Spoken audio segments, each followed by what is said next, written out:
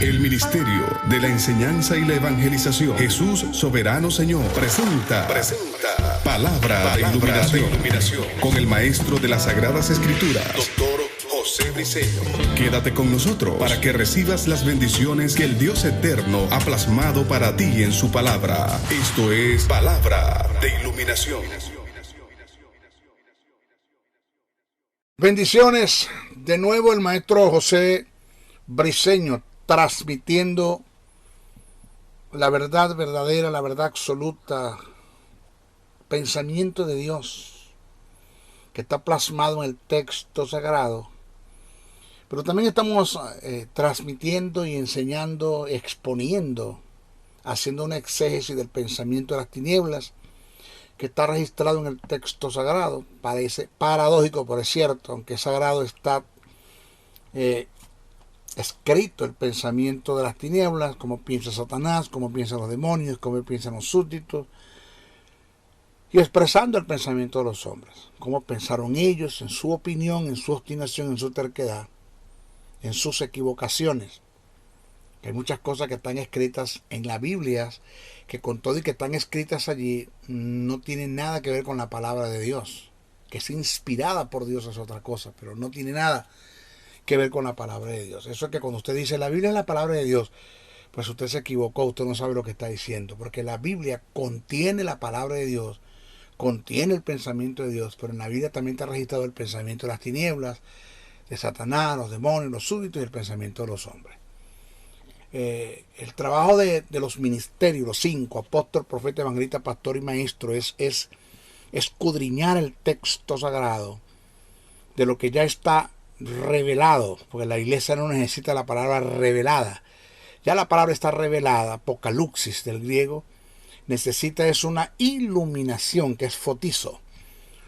Necesitamos estudiar para que el Espíritu Santo nos dé el entendimiento y nos dé a conocer el significado de lo que está escrito en el texto sagrado.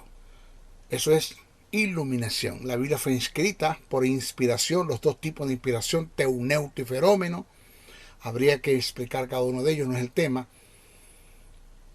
Y lo que está escrito quedó plasmado en revelación, apocalipsis, que está totalmente en contraste con los suncaluctos. Suncalucto es cubrir, no quitar, no destapar. Apocalipsis es quitar el velo, destapar, que aunque cuando se quita el velo no lo entiende lo que está escrito, porque estás al frente de una revelación, necesitas una iluminación. Ese es el trabajo de los 5 ministerios, el trabajo del Maestro Briceño. Lo he entendido y de eso me estoy encargando. Desde el estado de Texas, la hermosa ciudad de Dallas, el Maestro José Briceño transmitiendo para un mundo, por ende, para no entrar en redundancia, algo la salvedad internacional, estamos pasando fronteras. Hemos recibido llamadas, escritos por WhatsApp, a través de mensajes de textos, emails, comentarios que hacen los que están suscritos al canal de YouTube, en relación a lo que estamos tratando, desarrollando el tema de la escatología bíblica, eventos del porvenir. Ya hemos dado algunos tópicos y me han dicho, maestro, ¿cómo es posible? Y la persona que hizo el comentario, no solamente una, varios lo han hecho, me incluyo, dijeron así, que nosotros ignorábamos tantas cosas. ¿Cuánto nos mintieron en la enseñanza de la escatología? Pero nos mintieron, maestro, y no sé, yo estoy seguro, es mi pensar, le hice ver a la persona que hizo el comentario que lo hicieron con motivos muy correctos. Ellos creían que estaban en la verdad, pero al final de la jornada no era la verdad lo que estaban enseñando. No es lo que el texto sagrado quiere decir. Unos le dieron su propia interpretación, eso es eisegesis. Otros solo dijeron lo que la Biblia dice, eso es entrar en el terreno del hiperliteralismo, pero no hicieron exégesis bíblica. La Biblia es un libro de estudio, no de lectura, de estudio. Se lee para estudiar. Muy pocos estudian las escrituras, por eso dije en una ocasión que la iglesia está pasando por un estado de oscurantismo con todo y que tenemos el texto sagrado, no se dio en lo que se desarrolló en la Iglesia Católica, donde ellos escondieron la Biblia en sótanos para que no llegara al pueblo, y había un oscurantismo porque no tenían acceso al texto sagrado. Nosotros tenemos el texto sagrado en la mano, aunque las traducciones que tenemos no son muy buenas, pero tenemos el texto sagrado. Y con todo eso, la ironía del caso y el colmo de los colmos es que con todo y que tengamos el texto, estamos en un oscurantismo. Y una de las causas es porque no hay quien estudie las escrituras. Hay un analfabetismo, óigase bien, un analfabetismo. Y no lo digo desde el punto de vista en cuanto a que no saben leer, sino que los que leen el texto sagrado y la Biblia no la saben interpretar. No saben estudiar las escrituras, son neófitos para eso, ignoran los códigos, reglas de interpretación bíblicas para hacer una exégesis de las escrituras. Por eso son unos analfabetas estudiando las escrituras, solo leen pero no estudian. Y eso ha llevado a que la iglesia entre en un terreno de ignorancia, ignorando las verdades del reino. Todas estas cosas, daña a la iglesia, daña. Eso es perjudicial para el cuerpo de Cristo, porque solo la palabra, la fe en la palabra y el poder del Espíritu Santo desatado que emana su presencia por causa de la fe que depositamos en la palabra, sea que oremos, sea que adoremos, sea que confesemos la verdad de Dios, porque confesar la palabra no está mal, lo que está mal es decretar. Eso de que decreto, eso no es bíblico, eso es basura. Confesar lo que está escrito, que es uno de los pasos de la fe. La fe se compone en 4 pasos: oír, aceptar, confesar y actuar. Eso se dieron en la mujer del flujo de sangre, se dieron en los patriarcas, reyes, jueces, sacerdotes, y para ustedes contar. Pablo habló de eso también.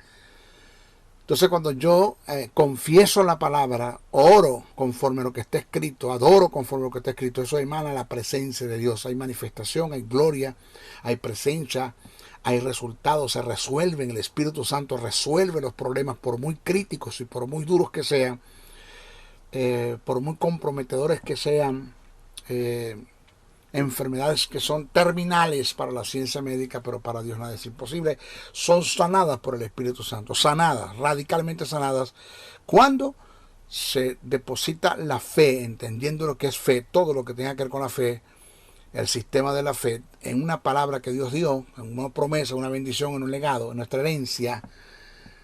La depositamos, sea que oremos, adoremos o confesemos, el Espíritu Santo va a haber presencia, que tanta la necesitamos en la iglesia.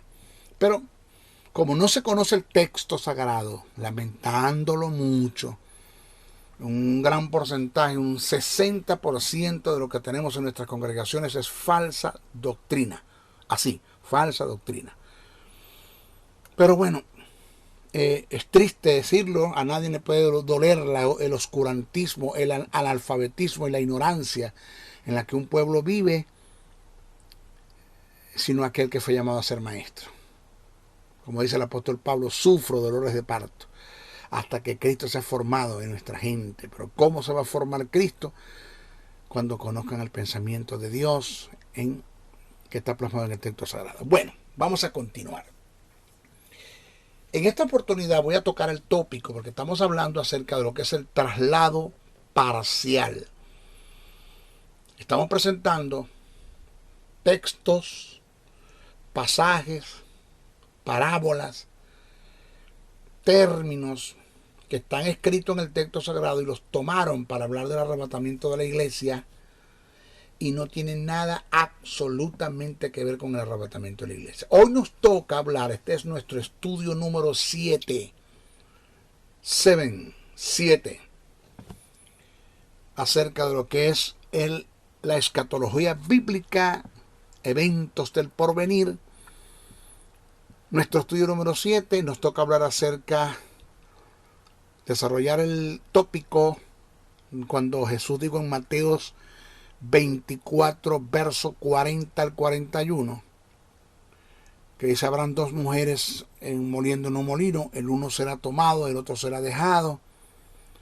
Hoy vamos a explicar quién es el que es tomado y quién es el que es dejado. ¿Quiénes son los tomados? ¿Quiénes son los dejados? Según lo que está escrito en Mateo 24, versos 40-42, porque se lo han tomado o lo han agarrado para hablar del arrebatamiento de la iglesia y no tiene nada absolutamente que ver con el arrebatamiento de la iglesia. Aquí está una de las más grandes doctrinas, de las más grandes falsas doctrinas, debo decir, corrijo. Una de las más grandes falsas doctrinas que tomaron nuestros evangelistas para predicar acerca de la venida de Cristo, y tomaron este texto, y muy conocido, no digo nombre porque yo no estoy para eso, pero son muy conocidos, y murieron sin conocer las verdades del reino en relación a esto, y este texto lo agarraron y lo llevaron, lo tiraron de diferentes formas, para arriba, para abajo, para los lados, para los costados, para todo. Y a Dios gracias que por misericordia, porque su motivo era correcto, yo creía que estaban diciendo la verdad, Dios usó ese pasaje o esas expresiones mal usadas, descontextualizadas, desvirtuadas, desfasadas del contenido bíblico de la ilación del pensamiento, las usó para salvar a un montón de gente. Bueno, pero lamentándolo mucho, ellos creían que estaban diciendo la verdad, pero no estaban diciendo la verdad, estaban diciendo la más grande falsa doctrina. ¿Quiénes son tomados y quiénes son dejados? Según lo que está escrito en Mateo 24, 40-42. Presten muchísima atención, siempre lo he dicho. Y usted conoce el carácter del maestro briseño. No estoy jugando al ministerio. Número uno. Número dos, no tengo esto como una fuente de ingresos económicamente hablando. Yo no predico por dinero. Que necesito dinero para predicar es otra cosa, pero no predico por dinero, no lo hago por ningún interés. Lo único es para cumplir el llamado que el Señor me hizo. Sé la gran responsabilidad que tengo el exponer las verdades del reino, escudriñar primero, estudiar bien para estar seguro de lo que voy a decir y de que después usted no vea al maestro del Señor y decir, disculpe, pero me equivoqué en esto y voy a corregir. Trataré. Y he tratado siempre de estar seguro de lo que digo. Presta atención. Según la doctrina del arrebatamiento parcial, según esta doctrina, los tomados son los que son raptados, que ellos utilizan el término rapto, que en ninguna parte en la Biblia aparece, no es un término teológico.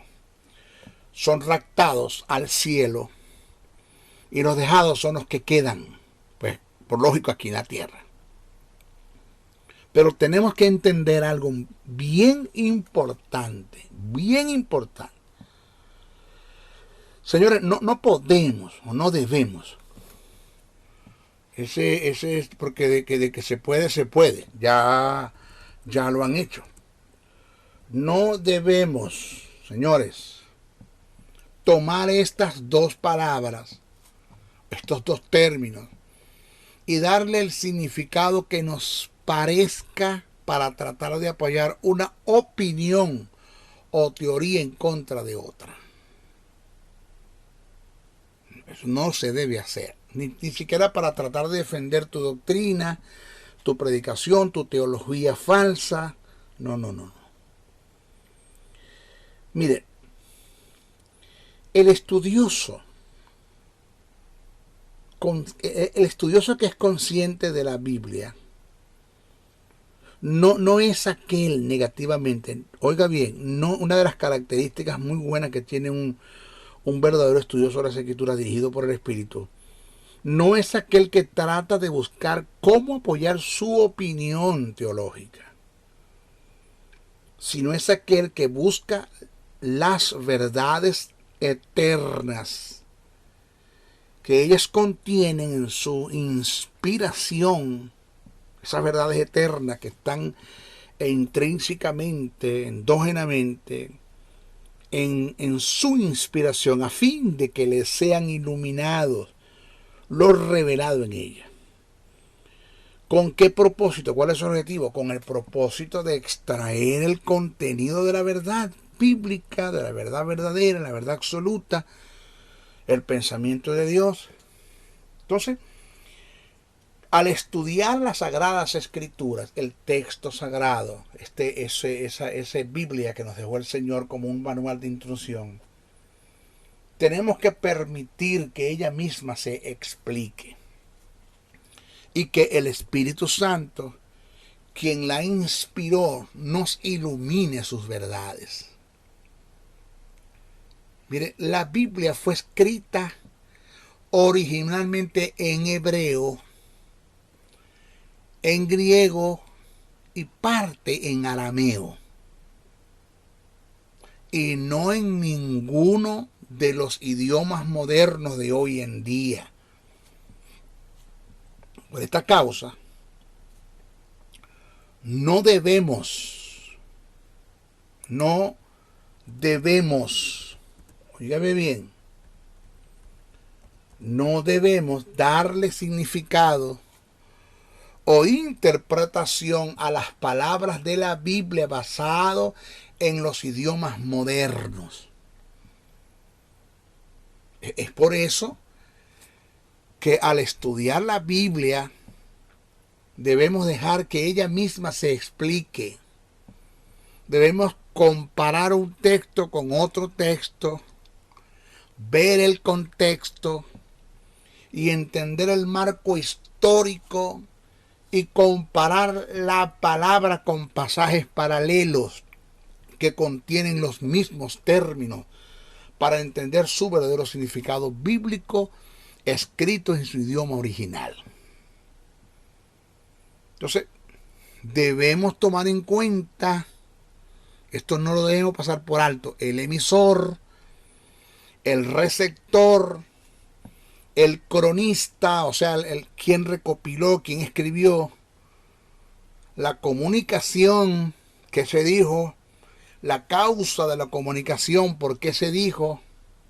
Eso hay que estudiarlo. Vuelvo a repetirlo, el emisor, quien lo dijo, el receptor, a quien se lo dijo, el cronista, quien hizo la recopilación, quien escribió, la comunicación que se dijo, la causa de la comunicación, por qué se dijo. Debemos tomar en cuenta el contexto histórico, la idiosincrasia, las culturas, los tiempos, para ustedes contar. Pero, como ahora tenemos, la mayoría de los que leen la Biblia son unos delincuentes leyendo la Biblia, porque no saben hacer el trabajo. Son flojos, no tienen un instinto de responsabilidad como para dedicarle tiempo a esto. Tenemos problemas graves, gravísimos. Usted crea que es fácil. La cosa es mucho más difícil y mucho más grave de lo que nosotros pensamos. Porque las tinieblas se están haciendo a raso, se están moviendo dentro de la iglesia, acabando con el pueblo. Y no hay quien haga nada, porque es que el Espíritu Santo no se puede mover en defensa o a favor del creyente o de la iglesia o del Hijo de Dios, porque Él no puede operar, ni hay manifestación del Espíritu, no hay nada si no hay fe en la palabra. Pero ¿en qué palabra si no se conoce el texto sagrado? Entonces vamos a descubrir qué significa el ser tomado y el ser dejado en su marco bíblico. En su marco bíblico. No nos vamos a salir de allí. Voy a citar el pasaje. Eso está en Mateo capítulo 24, verso 40 al 41. Dice, cito: entonces estarán dos en el campo, el uno será tomado y el otro será dejado. Dos mujeres estarán moliendo en un molino, la una será tomada y la otra será dejada. Por encimita eso me huele a arrebatamiento de la iglesia. Los que no estudiaron lo agarraron así, lo lanzaron. Pero el que estudia se da cuenta que no tiene nada que ver con el arrebatamiento de la iglesia, bendito. Muchas personas al leer estos textos lo aplican al arrebatamiento de la iglesia. Pero ¿cómo hemos expresado? Que debemos tener mucho cuidado con esto. No debemos darle nuestra propia interpretación a lo dicho en las Escrituras y creer que el pasaje bíblico insinúa lo que nosotros creemos. Señores, a eso se le llama entrar en el campo de la eisegesis. E-I-S-E-G-E-S-I-S. Eisegesis. ¿Qué es una eisegesis, maestro? Es cuando yo le doy a la Biblia mi propia interpretación, que es lo antónimo, lo contrario de exégesis, cuando yo descubro lo que la Biblia quiere decir. Ahora, en estos versos no se encuentra la palabra rapto, ni siquiera el término arrebatamiento, ni se menciona el cielo. Jesús ni siquiera dice cómo el que es tomado, ni por qué es tomado, ni a dónde es llevado cuando es tomado. Jesús está usando un símil como figura retórica, comparando su venida con los días de Noé. Y para entender lo que realmente Jesús está exponiendo en estos versos o en este pasaje, tenemos que estudiar los detalles de lo que pasó en los días de Noé. O sea, nosotros no podemos aislar un acontecimiento de otro, porque es un símil. Ahora, como Jesús utiliza la catástrofe diluviana como comparación a su discurso en relación a su venida,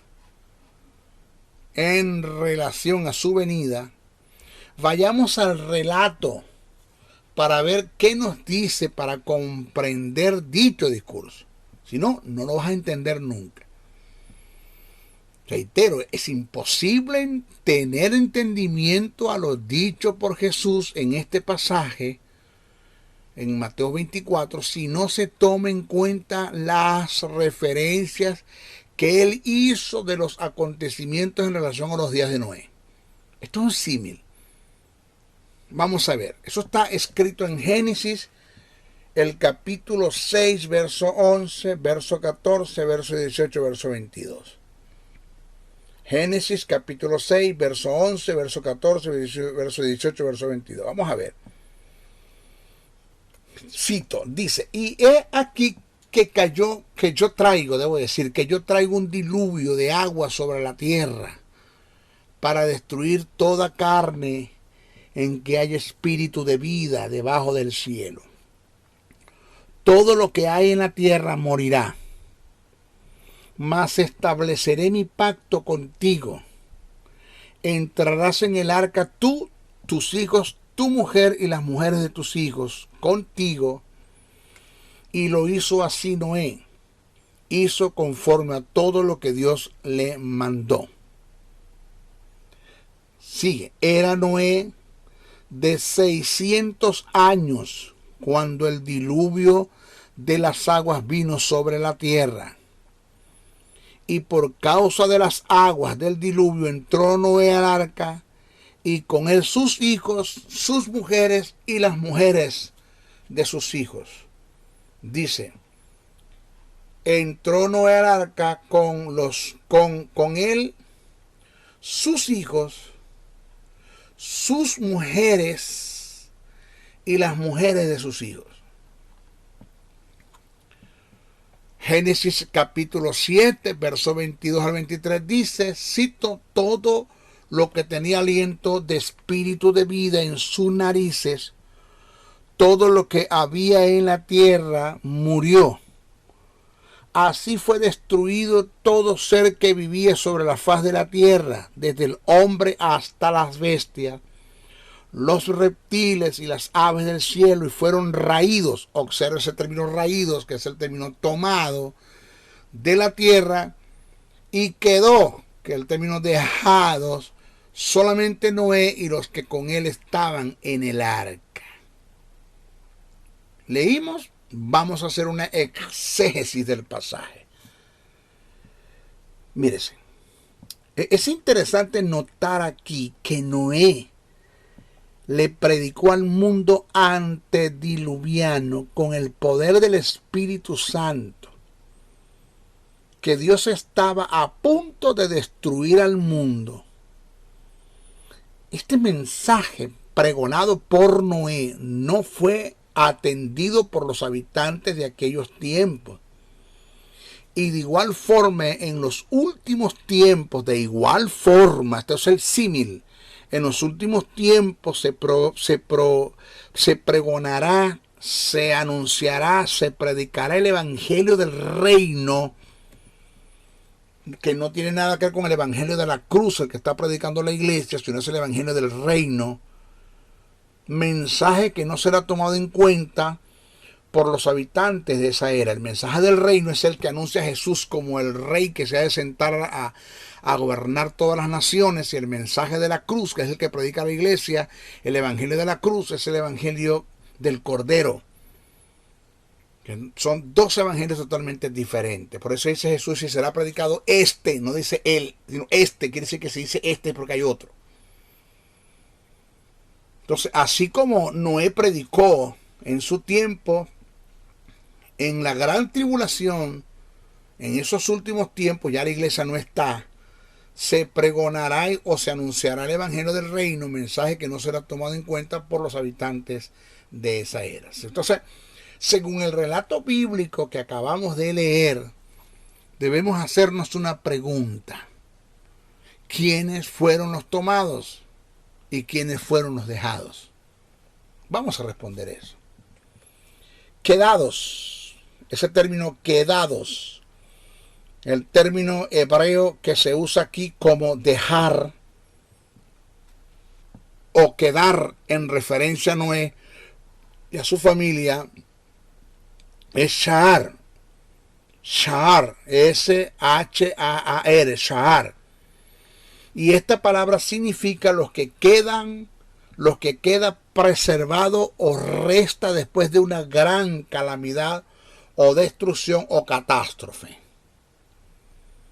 Encontramos la misma palabra, esa palabra Shahar, que repito, significa lo que queda preservado o resta después de una gran calamidad, destrucción o catástrofe. Entonces, encontramos la misma palabra en Éxodo 14:28, búsquenos. Josué 8, versos 17 al 22, Isaías 24:6, Ageo 2:3. Entonces, en todos estos versículos que acabo de nombrar, vaya y léalos, para el audio imagen y vaya y lo lee. En todos estos versículos que utilizan el término Shahar, S-A-A-A-E, S-H-A-A-R, siempre se refiere a personas o seres vivientes que quedan con vida después de una catástrofe. Vamos ahora, tomados. Ese término tomado que se utilizó en el hebreo, la palabra, ya lo dije, en hebreo que se usa aquí es lakat, L-A-K-A-D, lakat, que significa raídos, significa atrapar, significa capturar, significa retener, significa enlazar, sorprender en un acto vergonzoso. Encontramos las mismas palabras, les voy a decir varios pasajes y vaya anotando, en Deuteronomio capítulo 2 verso 35, número 32 29, número 32 41, número 32 del 32 del 39 al 41, número 34 14 al 15, Josué 8 8, Primera de Reyes 9 6, Primera de Reyes 16 18, Segunda de Reyes 32 18, Jeremías 32 28, Jeremías 48 1 al 7, Eclesiastés capítulo 7 al 26, capítulo 7 verso 26, Proverbios capítulo 5 verso 22, Proverbios 11 6, Proverbios 16 2, Jeremías 48 1 al 7, Jeremías 32 8, Jeremías 37:8, Daniel 11:8, Habacuc 1:10, Juan 8:3 al 4, Lucas 9:39, segunda carta a Corintios 11:20, segunda carta a Corintios 12:16. Mire todos los textos que le di, tome nota, vaya a léalo y usted compare que el maestro Briceño no le está a usted saliendo con una falsa doctrina. Entonces, los términos tomar y dejar, óigase bien, oiga, los términos tomar y dejar en el lenguaje bíblico difieren mucho de los que puede significar para nosotros hoy en día, de acuerdo a nuestro idioma, de acuerdo a nuestras culturas, de acuerdo a nuestra idiosincrasia. Vuelvo a repetir, los términos tomar y dejar en el lenguaje bíblico difieren mucho de lo que pueden significar para nosotros hoy en día, de acuerdo a nuestro idioma, nuestra cultura, nuestra idiosincrasia. Entonces, al analizar ahora los versos 40 y 41 de Mateo 24, ya sé bien que aquí está el símil, aquí está la comparación, aquí se cumple el principio de interpretación que muchos no lo toman en cuenta, sino que leen por leer. Al analizar ahora los versículos 40, 41 de Mateo 24, donde aparece orando en el campo, no se lo tomó, otro se lo ha dejado, dos mujeres muriendo en un molino, una se la tomó, la otra se la dejada. Note usted que está leyendo, ya yo lo noté, algo muy importante. El versículo 40 comienza con la palabra entonces. Según el contexto, el vocablo entonces está haciendo referencia en la catástrofe diluviana que dejó como resultado a unos que son tomados y a otros que son dejados. O sea que ese término entonces, cuando comienza, según el contexto, el vocablo entonces está haciendo referencia a la catástrofe diluviana que dejó como resultado a unos que son tomados y a otros que son dejados. ¿Quiénes fueron dejados o preservados en el arca? Noé y su familia. Eso fue lo que leímos. Y los que fueron tomados, que son raídos o sorprendidos por el juicio, fueron los que no atendieron el llamado de Noé. Esto es una similitud de lo que Jesús presenta en Mateo 24. O sea, no puedes desfasarlo de allí. Los que son dejados son los preservados para el reino, y los que son tomados son los que entrarán en juicio. Y esto es profetizado por el profeta Isaías en sus escritos. Eso está plasmado. Isaías lo dijo. Entonces el texto dice, pero del día y la hora nadie sabe, ni aun los ángeles de los cielos, sino solo mi Padre. Mas como en los días de Noé, así será la venida del Hijo del Hombre, hablando Jesús acá, porque como en el día antes del diluvio estaban comiendo y bebiendo y casándose y dándose en casamiento hasta el día en que Noé entró en el arca, y no entendieron hasta que vino el diluvio y se los llevó a todos. Así será también la venida del Hijo del Hombre. Entonces estarán dos en el campo, uno será tomado, el otro será dejado. Dos mujeres estarán moliendo en un molino, la una será tomada, la otra será dejada. Velad pues, porque no sabéis a qué hora ha de venir vuestro Señor. Pero mira cómo dice Isaías el capítulo 4, verso 12 al 14, corrobora lo que Jesús dijo. En aquel tiempo el renuevo de Jehová será para hermosura y gloria, el fruto de la tierra para grandeza y honra a los sobrevivientes de Israel. Y acontecerá que el que quedare en Sión, el que quedare en Sión, el que fuere dejado en Jerusalén, será tomado santos, será llamado, será llamado santo. todos los que en Jerusalén estén registrados en los vivientes, cuando el Señor lave las inmundicias de las hijas de Sión y limpie la sangre de Jerusalén en medio de ellos, con espíritu de juicio y con espíritu de devastación. Aquí está la palabra quedare, que aquí dice, y acontecerá que el que quedare en Sión y el que fuere dejado en Jerusalén. Quedar y dejar, término que se utilizó en el hebreo. Ahora, observe usted bien, no se desvíe. Observe usted muy bien, según lo que hemos analizado, que este pasaje, todo lo que está escrito en Mateo 24, incluyendo este término, no tiene nada que ver absolutamente con la iglesia, nada. No tiene nada que ver con el arrebatamiento. Esto tiene que ver con el programa de Dios para la nación de Israel y los gentiles que se quedan en la gran tribulación.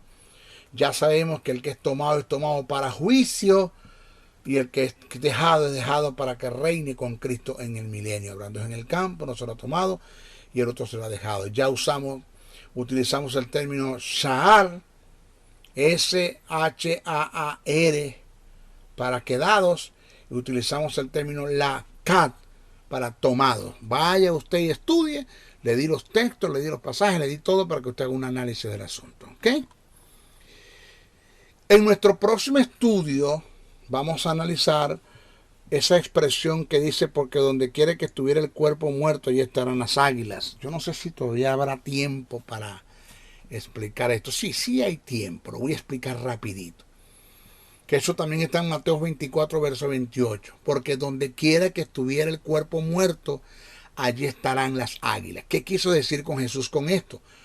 Esto lo aplicaron, pero qué error tan garrafal y qué falta de respeto y qué suciedad y qué grosería. Lo tomaron para hablar del arrebatamiento de la iglesia, comparando a Jesús con el cuerpo muerto, y las águilas son los evangélicos. Fíjese, ¿cómo usted va a comparar a Jesús con un cuerpo muerto? Tú eres loco. O sea, yo eso no entiendo.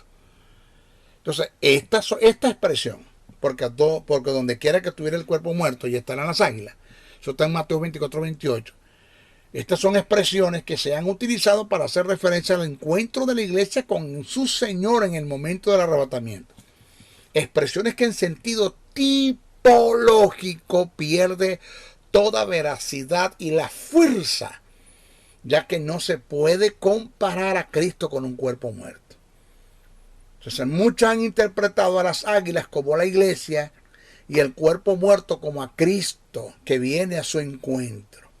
Las dos aplicaciones pierden fuerza en el sentido simbólico o tipológico. O sea, la verdad del caso es que el cuerpo muerto, esta es la verdadera interpretación. Vuelvo a repetir, la verdad del caso es que el cuerpo muerto en estado de putrefacción, de pudrición, representa la corrupción y la condición de pecados en la que estarán las naciones en el momento de la venida del Señor. Y las águilas o buitres, porque el término que se utilizó fue buitres, no fue águilas, ave de rapiña, porque las águilas no comen cadáveres, las águilas comen animales vivos, no cadáveres. El término es buitre, y los buitres, que son un tipo de carroñero que devora la pudredumbre, representa el juicio que ha de venir con Jesús para juzgar a las naciones por la condición de pecado. Como dice el texto, Mateo 24, versos 27-28, porque como el relámpago que sale del oriente y se muestra hasta el occidente, así será también la venida del Hijo del Hombre, porque donde quiere que estuviera el cuerpo muerto, allí se juntarán las águilas. Tiene que ver con el juicio. Por eso es que cuando la Biblia dice que Jesús viene como ladrón en la noche, el término ladrón lo hemos interpretado bajo nuestras culturas occidentales. Eso tiene un sentido oriental, porque nuestras culturas occidentales es que el ladrón viene de noche escondidita, que nadie se dé cuenta, pero las culturas orientales tienen que ver con juicio. Cuando dice que Jesús viene como ladrón en la noche, el término ladrón en la noche tiene que ver con juicio, que más adelante lo voy a Voy a enseñar esa verdad, de dónde viene, de dónde sale esa interpretación, maestro Briceño. Por favor, sea más claro. Sí. Yo lo voy a explicar culturalmente y le voy a, según las costumbres de los tiempos pasados, bíblicamente hablando, le voy a demostrar a usted qué pasó allí. ¿Ok? Bueno, esta es nuestra próxima oportunidad, nuestra próxima clase. Vamos a hablar del traslado de la iglesia durante la tribulación. Otra falsa doctrina que le metieron a la iglesia. Bueno. Ahí estamos haciendo el trabajo. Se despide el maestro Briceño, no sin antes pedirle, número 1, oren mucho por mí. No dejen de orar, intercedan, oren mucho. La mejor ofrenda que ustedes me pueden dar. Cubrirme en oración. Intercedan al Señor por cualquier tipo de enfermedad, virus, bacterias, parásitos, ataques que me puedan venir del sistema, del diablo, del mundo, las tinieblas, que me cubran. Cualquier peligro, cualquier atentado, que Dios mande a su sangre para que me guarden a mí, a mi familia, me protejan grandemente si es necesario hacerlo. Cúbranme en oración. Segundo, compartan este mensaje. No se queden con este mensaje. Compártanlo. Por favor, compartan este mensaje. Tercero, suscríbete al canal. Suscríbete para que te lleguen las notificaciones de todos los trabajos que estamos haciendo. Ahora es que falta trabajo, ahora es que hay trabajo. Suscríbete al canal.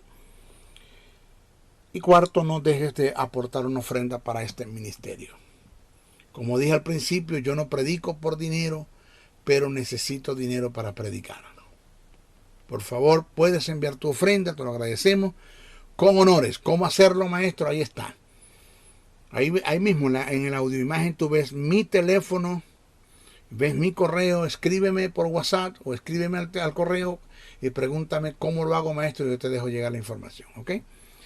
Se despide el maestro Briceño hasta nuestra próxima oportunidad. Bendiciones, bendiciones, bendiciones. El Ministerio de la Enseñanza y la Evangelización, Jesús Soberano Señor, presentó Palabra de Iluminación. Te invitamos a un nuevo espacio de corte similar por nuestros diferentes medios de comunicación. Contáctanos en los Estados Unidos al WhatsApp +01 786 604 3352 y a los correos josén77 briceno@gmail.com y a maestrojosebriceno.blogspot.com. Bendiciones.